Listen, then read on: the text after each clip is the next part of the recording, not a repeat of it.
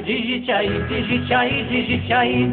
13637, Zé Narciso vem aí. Digite aí, digite aí, digite aí, digite aí. 13637, Zé Narciso vem aí. Digite aí, digite aí, digite aí, digite aí.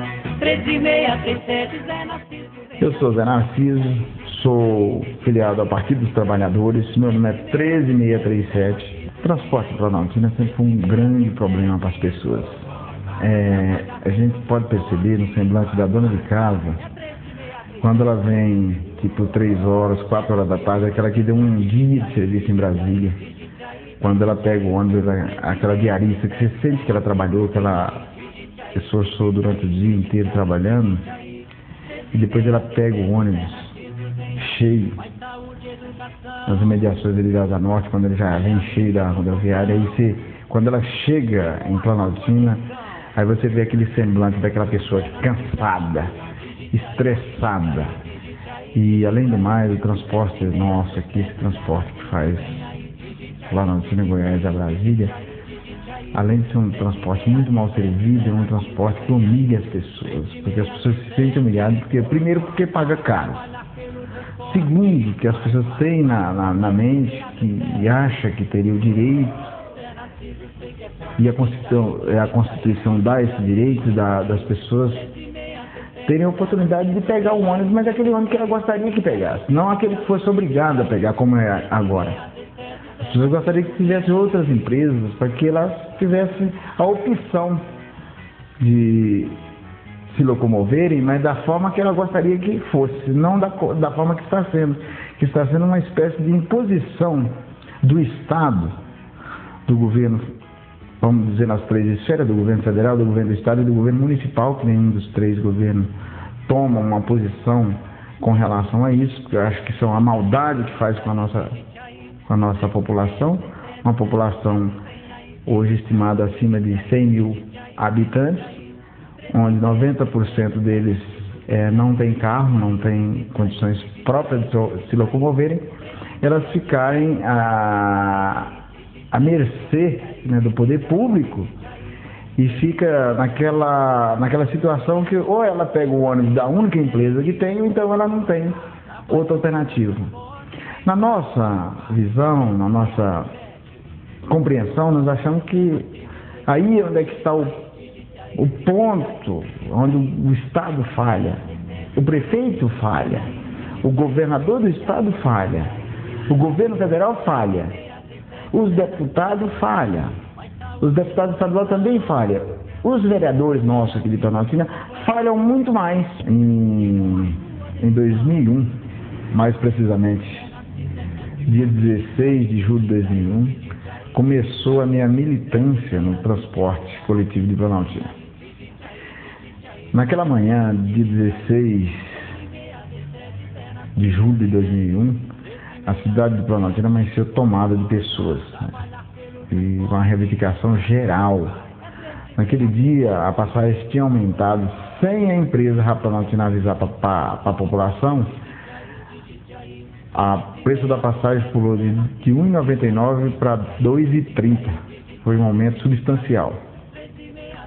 Aí a gente acordou de manhã, na noite anterior a gente já sabia que as pessoas iam estar na praça reivindicando, mas não avaliamos que seria aquela comoção social que houve naquele dia.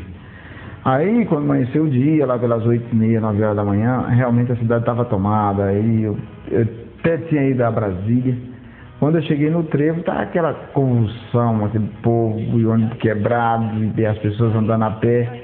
Aí, imediatamente eu retornei o carro para poder voltar aqui para Planaltina, porque eu sabia que se tratava de um problema que havia sido anunciado antes, mas não achei que era daquelas proporções. Eu, com apenas 6 meses de mandato, não tinha nenhuma experiência de administrar uma crise daquela dimensão. Bom, o fato é que quando eu cheguei aqui, a praça ali em frente à Câmara estava na tentativa de quebrar a rodoviária. Naquela época eu usei do megafone da Polícia Militar para pedir à população que não fizesse aquele ato de vandalismo e que me acompanhasse até a frente da Câmara, que ali a gente ia tomar uma posição concreta de alento àquelas pessoas. E assim foi feito. Eles me obedeceram e vieram para a Câmara, e eu subi em cima aquelas manilhas que na época tinha as manilhas, aqueles pezinhos de palmeira que tem lá. E dali a gente tiramos uma comissão para tentar negociar na empresa e no Ministério do Transporte. Até então, até ali, estava eu e a população desesperada e a polícia sem saber ainda o que fazer, porque não tinha reforço, a polícia totalmente despreparada. Um despreparo gigantesco. Aí eu, como autoridade, investido do mandato de vereador, eu conversei com as pessoas, elas foram respeitosas comigo e ouviu a nossa orientação. E aí eu olhava para um lado, olhava para o outro, não achava um vereador, colega meu, para a gente tratar do assunto, né? Era muita gente, era milhares de pessoas na rua, gritando por justiça, por aquele preço abusivo de passagem. Aí a única pessoa assim, de autoridade que me acompanhou mesmo foi a Leila Elias, a filha do Eugênio. Naquela época ela fazia, se não me engano, o 3º semestre de Direito. Era presidente do Conselho Municipal de Segurança. E foi a pessoa que me ajudou. Na verdade não tinha prefeito, não tinha vice-prefeito, não tinha vereador, não tinha ninguém para ajudar a gente a tomar conta daquela situação. Na mesma hora a gente fizemos uma comissão para tratar do assunto, seja aqui no município, que não achava as autoridades, sumiu todas.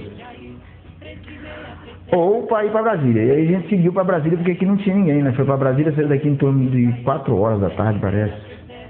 Eu sei que era meia-noite e nós estávamos em Brasília ainda, sentado com o secretário nacional do transporte, Dr. Baldez, que ligava desesperadamente, localizou o ministro do transporte naquela época, o Dr. Eliseu Padilha, em Santa Catarina. É porque era de lá, estava em Santa Catarina. O ministro deu carta branca ao secretário nacional do transporte para tratar do assunto conosco. E ali comigo acompanharam essa comissão que nós tínhamos formado, mais o vereador Torquato. Aí ele já tinha aparecido, foi a única pessoa que me acompanhou. E aí a gente tirou uma comissão, foi o vereador Torquato, foi o Edson do PT, uma moça chamada Sebastiano, foi um pastor, a comunidade lembra muito do pastor Fábio, da igreja presbiteriana, que hoje vive no Chile.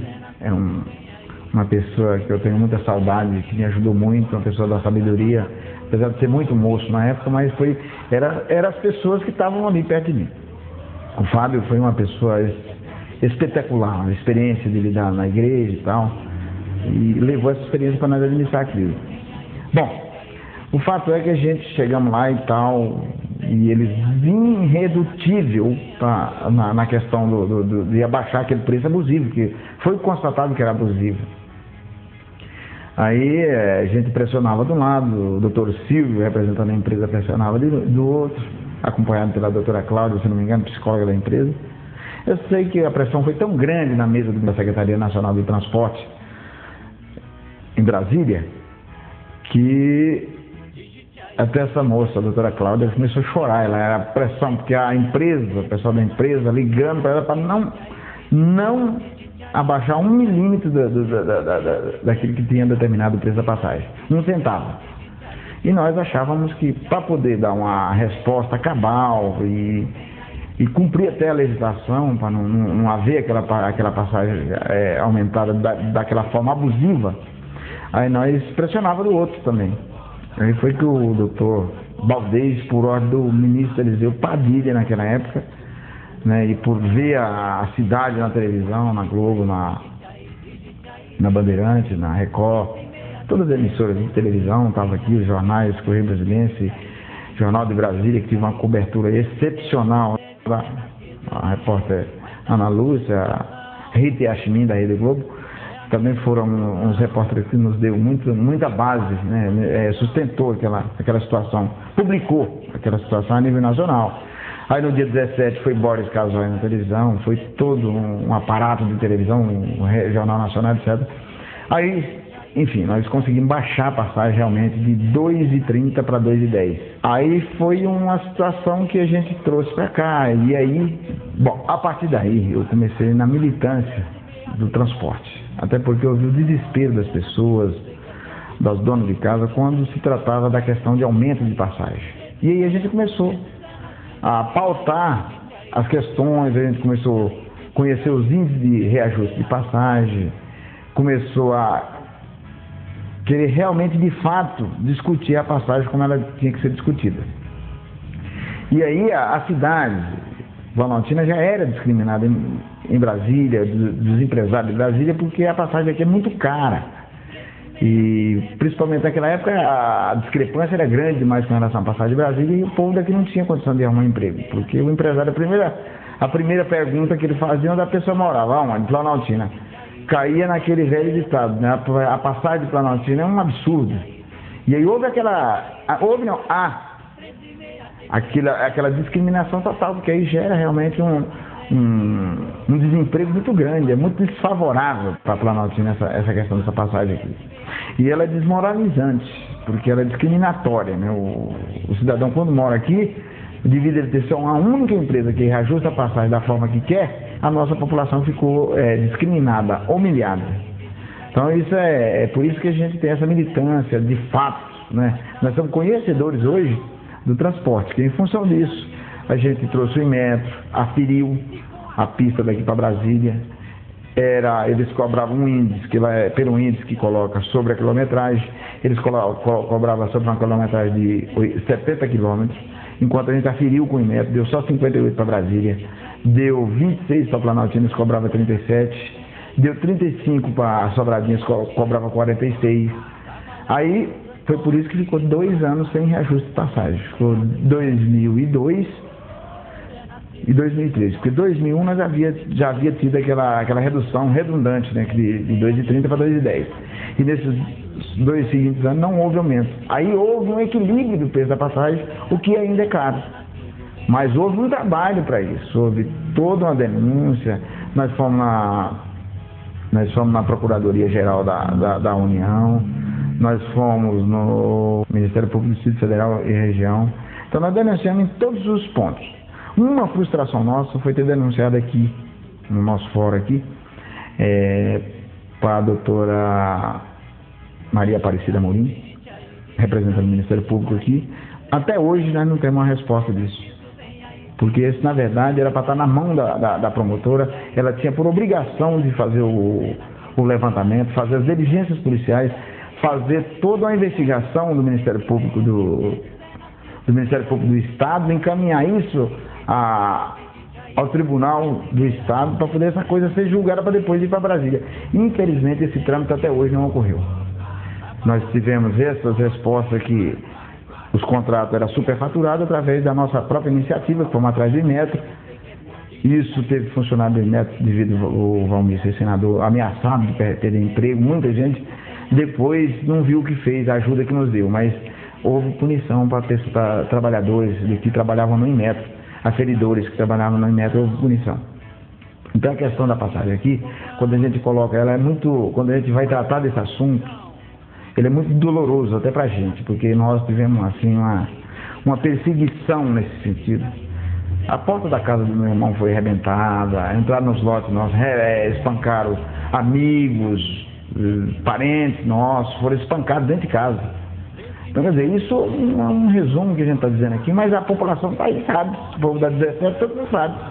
Foi estourado bomba na nossa casa, estourou bomba na frente da casa do vizinho, quebrou as telhas deles, então lá são fatos.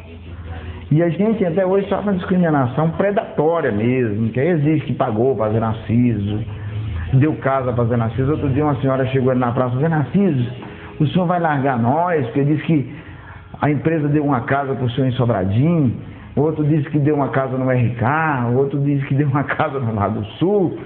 Quer dizer, de todo tipo de artifício a gente vê que até hoje sofre disso. E a gente vê que até hoje eles têm apoio aqui dentro do Poder Público Municipal aqui. Tem vereadores hoje que faz favores, recebe favores deles, por isso que nunca deu. Passou 30 anos aí dizendo que são os bons da população, mas nunca tiveram coragem de fazer isso. Nunca tiveram coragem de ficar do lado da população. E até apresenta candidatura hoje, sendo pago alguns trabalhos de candidatura, pago. Outro dia tem um sorveteiro, um menino que vende picolé, dizendo que uma candidata aí ia pediu para ele votar, que ia arrumar emprego para ele na Planaltina. Isso é comum. Eu conheço várias pessoas que têm e tiveram emprego através desse tipo de atuação de pessoas que têm mandato aqui dentro. Então é importante que as pessoas nessa hora aprendam também, saibam, sejam um pouco mais criteriosos. Diante de tantas coisas que houve nesses 4 anos que eu fui vereador e essa militância toda, é o que eu quero pedir seu voto.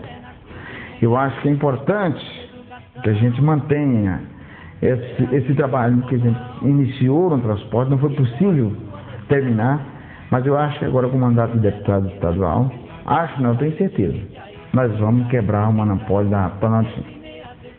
Até porque lá eu vou ter 41 deputados do estado inteiro, com os mais diferentes interesses dentro da Assembleia Legislativa. Não vai ser igual aqui, que ficou meia dúzia e ficou simples para dominar.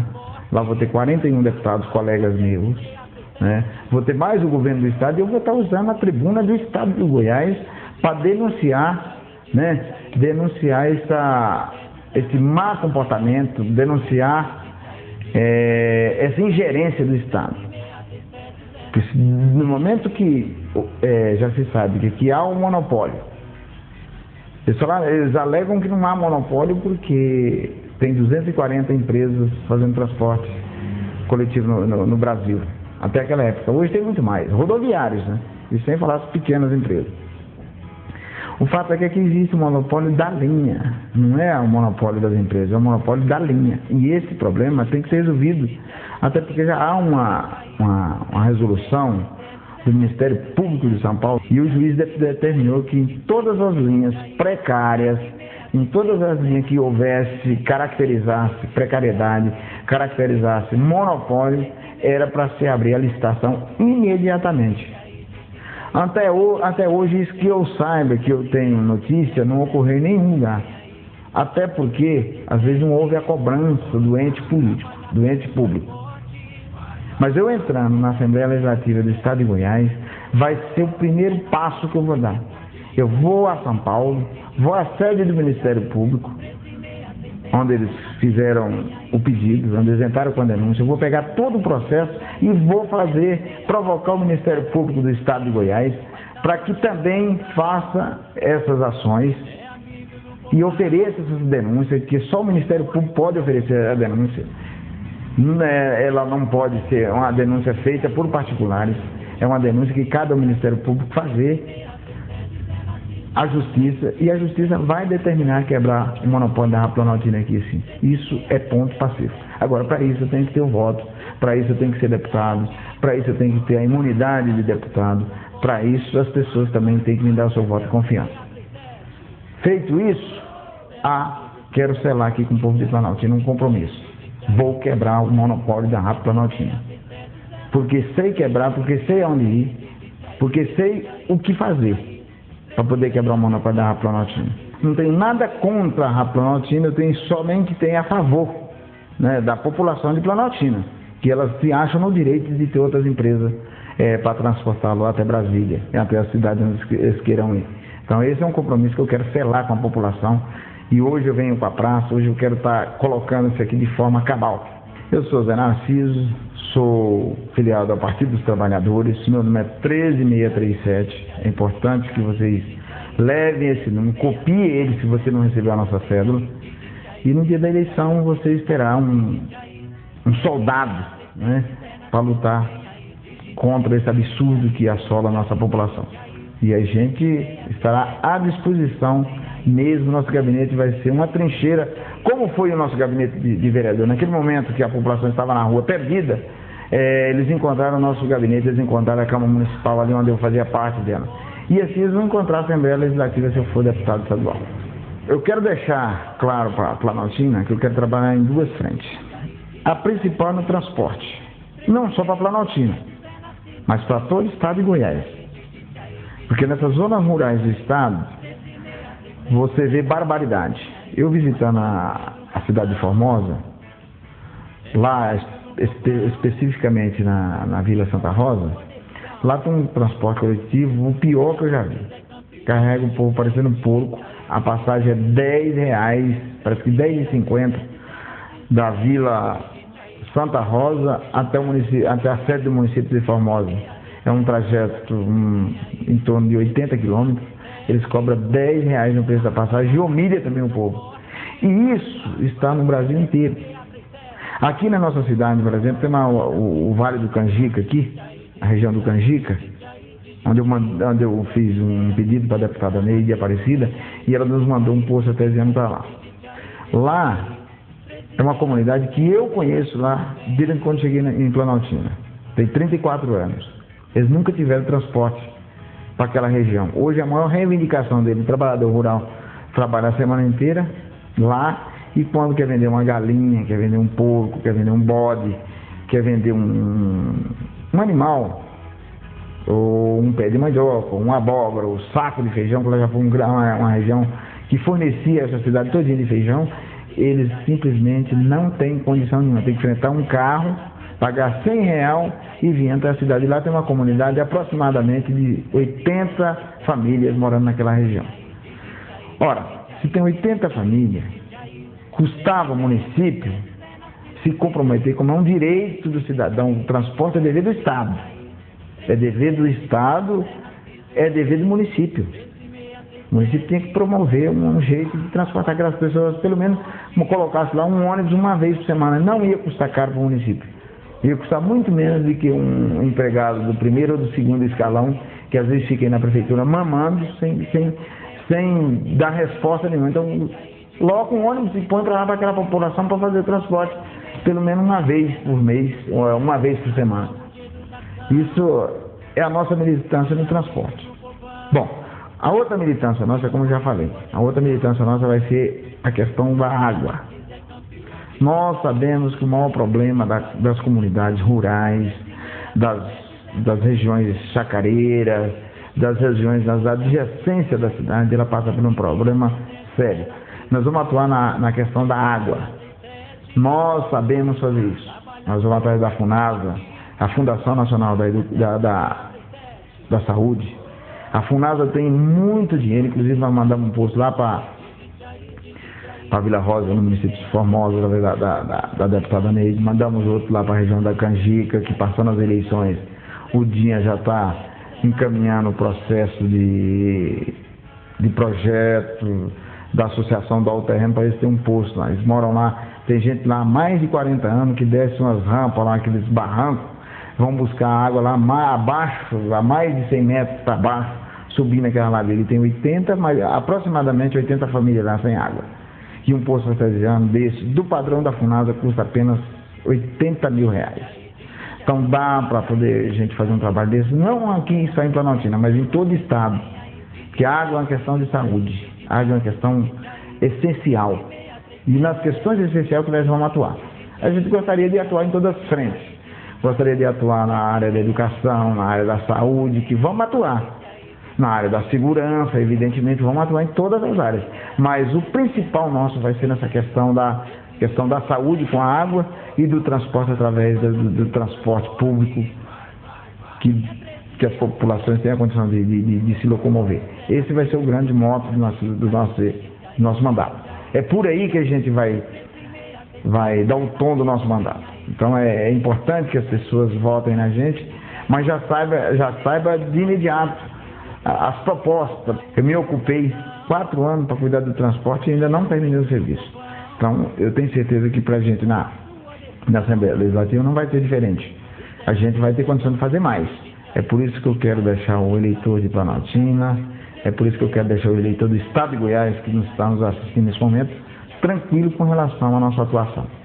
Eu quero fazer um pedido para você. Em primeiro lugar, eu quero dizer que eu não vim aqui para criticar, apontar o defeito de ninguém. Todos os candidatos estão aí, mas eu quero em especial pedir o seu apoio. Acho que foi importante a nossa caminhada e eu tenho certeza que Planaltina escolherá o melhor candidato. Eu tenho certeza que o eleitor de Planaltina está bastante consciente para saber que o voto deve ser uma arma que o eleitor tem que usar nessas eleições. É por isso que eu peço seu voto. Eu quero que você avalie nossas propostas. Chegasse no dia da eleição, votar Zé Narciso 13637. Quero deixar aqui o meu mais fraterno abraço a todos, mulheres, homens, crianças, jovens, trabalhadores, trabalhadoras, trabalhadores liberais, funcionários públicos, toda a população aqui de Planaltina. Fica aqui o meu mais fraterno abraço. Fique conosco. Vote na gente, que você não vai se arrepender. Digite aí, 13637, Zé Narciso, vem aí. Digite aí, 13637, Zé Narciso, vem aí. 13637, trabalhar pelo transporte. É 13637. Zé Narciso, sei que é forte. Digite aí, 13637, Zé Narciso, vem aí. Digite aí, 13637, Zé Narciso, vem aí. Mais saúde e educação, é amigo do povão, e com a sua decisão o Zé Narciso é campeão. Digite aí, 13637, Zé Narciso, vem aí. Digite aí, 13637, Zé Narciso, vem aí. 13637, trabalhar pelo transporte. É 13637. Zé Narciso, sei que é forte. Digite aí, 13637, Zé Narciso, vem aí. Digite aí, 13637, Zé Narciso, vem aí.